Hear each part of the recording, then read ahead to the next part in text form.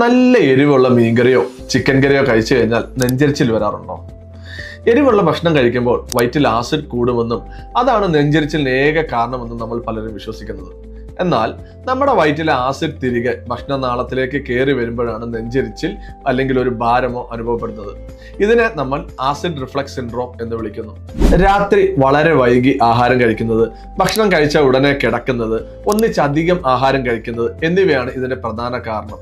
ഇതിനു പുറമെ അമിതമായ മാനസിക സമ്മർദ്ദം, ഉറക്കക്കുറവ്, അമിത ഭാരം, പുകവലി, ഒരുപാട് ചായ കാപ്പി കുടിക്കുന്നതും അസിഡിറ്റിയെ വഷളാക്കും.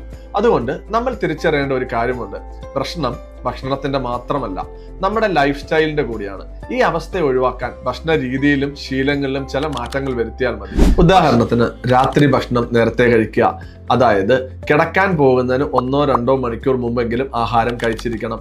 ഒന്നിച്ച് ഒരുപാട് ആഹാരം കഴിക്കാതെ മിതമായി കഴിക്കുക, ആവശ്യത്തിന് മാത്രം കഴിക്കുക, ദിവസവും കൃത്യസമയത്ത് തന്നെ ആഹാരം കഴിക്കാൻ ശ്രദ്ധിക്കുക.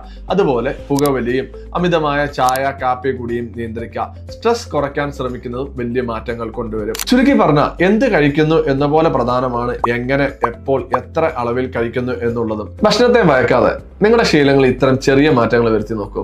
നിങ്ങൾക്ക് വലിയ വ്യത്യാസങ്ങൾ കാണാൻ സാധിക്കും.